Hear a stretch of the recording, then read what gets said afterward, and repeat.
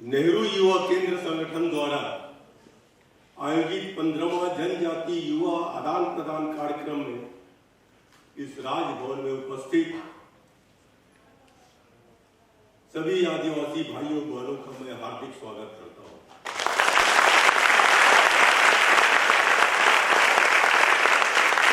इस कार्यक्रम में उपस्थित श्री नीलेश मदाने, निर्देशक वीएस पागे parliamentary training centre, Maharashtra Vidhan Bhavan, Mumbai, commandant Indrani Yadav, CRPF western sector, Mumbai, Shri Prakash Kumar Manure, राज्य निर्देशक नेहरू युवा केंद्र संगठन महाराष्ट्र गोवा, श्री निशांत रौतेला, जिला युवा अधिकारी नेहरू युवा केंद्र मुंबई उपनगर, झारखंड, आंध्र प्रदेश, तेलंगाना और बिहार राज्य से आए जनजाति युवक एवं युवतियों। झारखंड से कितने लोग आए? हाथ उठाओ। आप लोग पहले कभी मुंबई आए थे? झारखंड से पहली बार बाहर निकले हैं? बिहार से?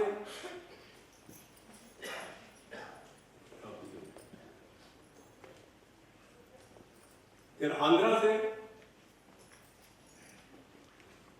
तेलंगाना?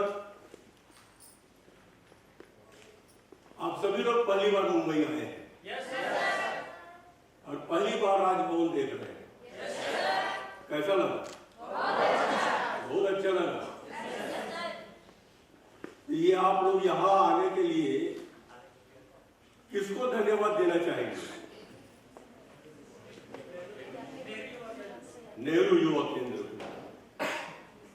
मेरे को बताया गया कि कई लोग हमारे बच्चों के माँ बाप यहाँ आने के लिए भेज नहीं रहे थे। ऐसे कितने बच्चे हैं जो अपने माँ बाप को समझाकर या जिद करके यहाँ पर आए हैं? मेरे को फूल भाई के बारे में बताया गया। फूल कुंवारी है। बहुत अच्छी बात है कि जब तक हम अपने क्षेत्र से बाहर नहीं निकलते तब तक दुनिया कितनी बड़ी है कोई पहचान नहीं पाता। ऐसा होता है कि मेढक जब कुएं में रहता है तो मेढक कुएं को ही अपना संसार, अपनी दुनिया मान लेता है, लेकिन जब वो कुएं से बाहर निकलता है तब उसको पता लगता है कि दुनिया कितनी बड़ी है। नेहरू युवा केंद्र के माध्यम से आप सभी लोग झारखंड, बिहार, तेलंगाना ऐसे राज्यों से जो दूर दराज क्षेत्र है, और हम जब कहते हैं कि आदिवासी है, हमारे भाई बहन काफी पिछड़े हैं। हम देश की विकास की बात करते हैं कि देश के विकास खाली मुंबई बढ़ जाए, मुंबई के लोग अच्छे पढ़ लिख ले, अच्छी नौकरी पा ले, तो 2-4 शहर के विकास से देश का विकास नहीं हो सकता। हमें उनकी तरफ ध्यान देना पड़ेगा जो सामाजिक दृष्टिकोण से, आर्थिक दृष्टिकोण से लाइन में सबसे पीछे है। उन बच्चों को हम, उन परिवार को हम कैसे दूसरों के बराबरी में हम लाएं। एक होता है कि हम अपनी लाइन बड़ी करने के लिए दूसरी की लाइन छोटी करने की सोचते हैं। अगर हम ये सोचे कि जो बड़ी लाइन है उससे बड़ी हम अपनी लाइन कैसे बढ़ाएं, अगर इस सोच के साथ आप लोग काम करोगे तो आप लोग भी काफी आगे बढ़ सकते हैं। मुझे खुशी है कि नेहरू युवा केंद्र संगठन ने महाराष्ट्र में आपके स्वागत, आवास तथा मुंबई भ्रमण की व्यवस्था की है। जानकर खुशी हुई कि आप में से कई युवा पहली बार महाराष्ट्र तथा खासकर मुंबई देख रहे हैं। राज्य निर्देशक ने हमें बताया कि आप में से कुछ लोग अपने जीवन में पहली बार ट्रेन में चढ़े हैं। इतना भव्य और श्रेष्ठ भारत दर्शन कराने के लिए आप सभी को भारत सरकार तथा प्रदेश सरकार को धन्यवाद देना चाहिए।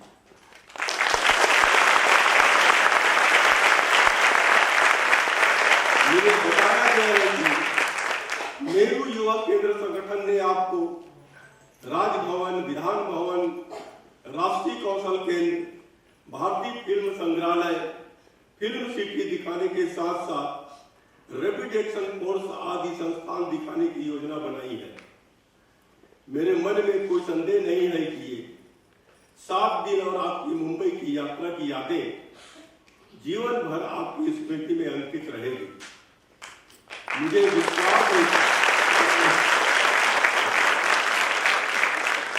विश्वास है कि अपने गांव लौटने के बाद आप देश के सद्भावना दूत के रूप में काम करेंगे और देश को सामाजिक आर्थिक रूप से शक्तिशाली राष्ट्र बनाने में मदद करेंगे। साथ ही वामपंथी नक्सलवादियों के खिलाफ जंग में आप देश का साथ निभाएंगे। और आपको याद होगा कि मैं झारखंड का भी राज्यपाल था।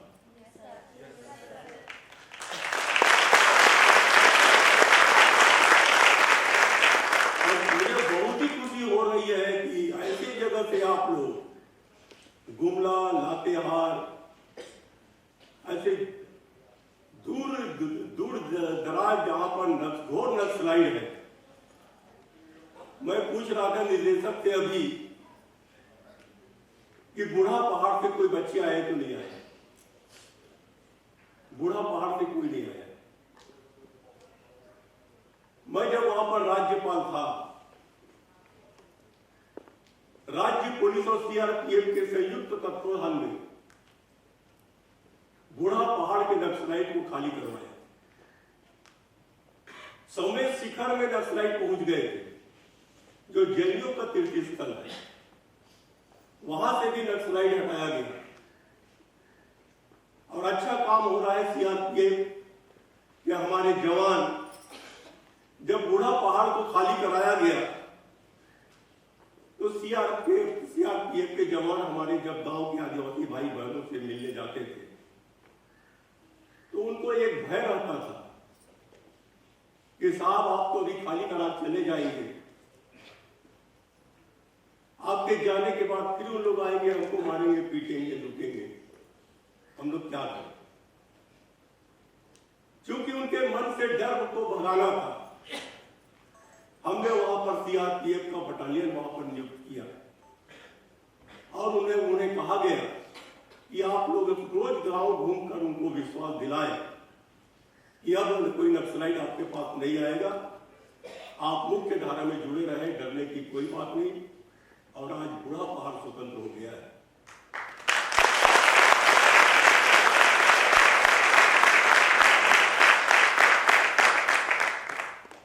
नेहरू युवा केंद्र युवाओं में राष्ट्रीय एकीकरण, एकता एवं धर्मनिरपेक्षता की भावना को प्रोत्साहित देने के और उनका विकास करने का सराहनीय कार्य कर रहा है।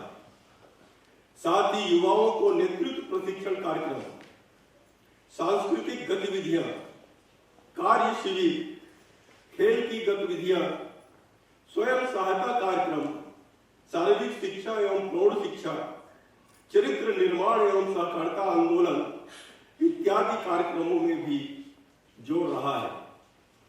देश के आदिवासी युवाओं को सशक्तिकरण और विकास के लिए नेहरू युवा केंद्र संगठन पिछले 15 वर्षों से अनवरत आदिवासी युवा आदान प्रदान कार्यक्रम का आयोजन कर रहा है।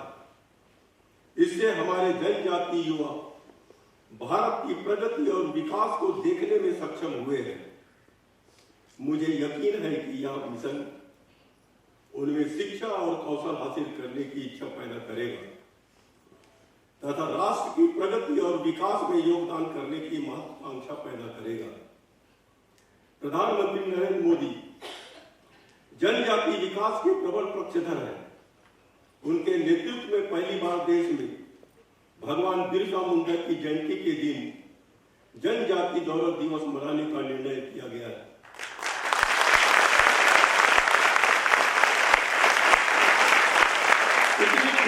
बात है कि आज हमारे देश की राष्ट्रपति श्रीमती द्रौपदी मुर्मू एक जनजाति समाज से आई महिला है। कुछ महीने पहले राष्ट्रपति श्रीमती द्रौपदी मुर्मू जी ने इस राजभवन का दौरा किया था। उन्होंने बंकर का भी दौरा किया, जहां उन्होंने हमारे स्वतंत्रता आंदोलन से जुड़े आदिवासी क्रांतिकारियों की गैलरी देखी। उस समय राष्ट्रपति महोदय ने हमें कहा था कि हमारे जनजाति भाई बहन हमारे देश के अग्रणी स्वतंत्रता सेनानी थे। इन जनजाति स्वतंत्रता सेनानियों ने ब्रिटिश औपनिवेशिक आकाओं द्वारा प्राकृतिक संसाधनों के शोषण का विरोध करते हुए अपने जीवन का बलिदान दिया। आदिवासी समुदायों ने देश को बिरसा मुंडा, अलूरी सीताराम राजू, जतरा भगत, बुधू भगत, कुमाराम भीम जैसे अन्य कई पुरोधा दिए हैं। दुर्भाग्य से आज कम ही लोग को उनके त्याग, तपस्या और बलिदान के बारे में पता है। आज हम तकनीकी विकास और कौशल विकास के युग में रहते हैं।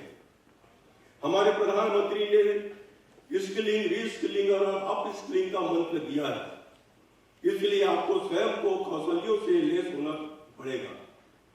यदि आप कोई एक कौशल जानते हैं तो आपको अपने कौशल को उन्नत करना चाहिए और दूसरे नए कौशल भी ग्रहण करना चाहिए।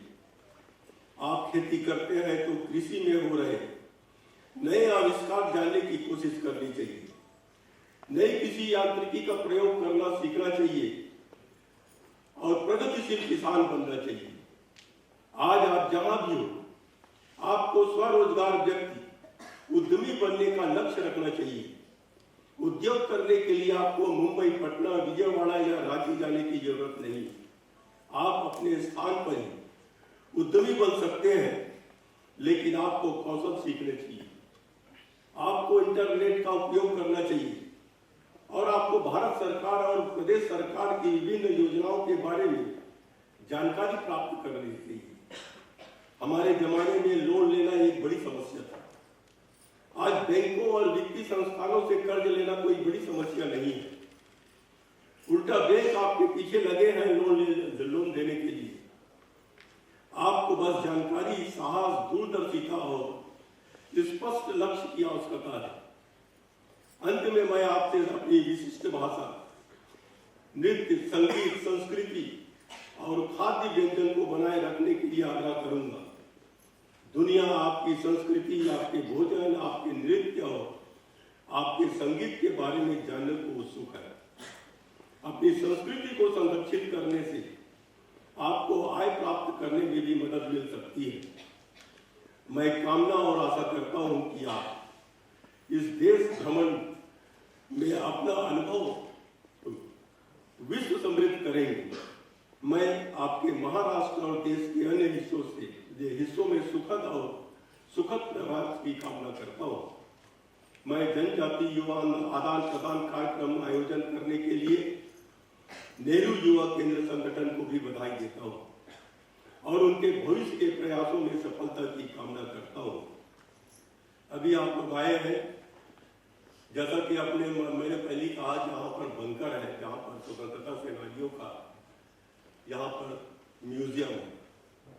कार्यक्रम के बाद आप लोग म्यूजियम घूमिए, राजभवन घूमिए और मुझे खुशी होगी कि आप लोग यहाँ की जानकारी लेकर जब जाएंगे, चाहे आप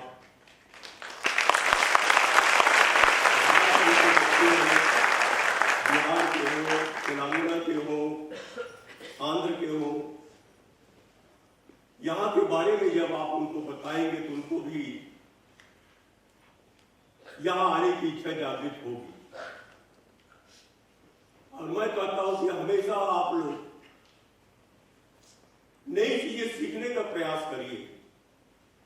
आपके माता पिता परंपरागत खेती करते होंगे, लेकिन आप लोग शिक्षा की तरफ ध्यान दीजिए। शिक्षा ही विकास की कुंजी है। जब बच्चे पढ़कर आगे आते हैं तो मैं तो कई ऐसे आदिवासी भाइयों बहनों को देखा हूं जो गांव से पढ़कर निकलकर बड़े बड़े संस्थानों में आज काम कर रहे हैं। पढ़ने की लगन हो। एक उदाहरण मैं बताऊं तो रायपुर में मेरा एक ड्राइवर है, गांव में उसका बच्चा पढ़ा, छत्तीसगढ़ में टॉप किया और आज वो IIT बॉम्बे में आज पढ़ रहा है। अगर आप लोगों को बढ़ने की इच्छा होगी, साहस होगी, तो निश्चित रूप से आप लोग भी आप भारत के भाग्य विधाता बनेंगे। धन्यवाद।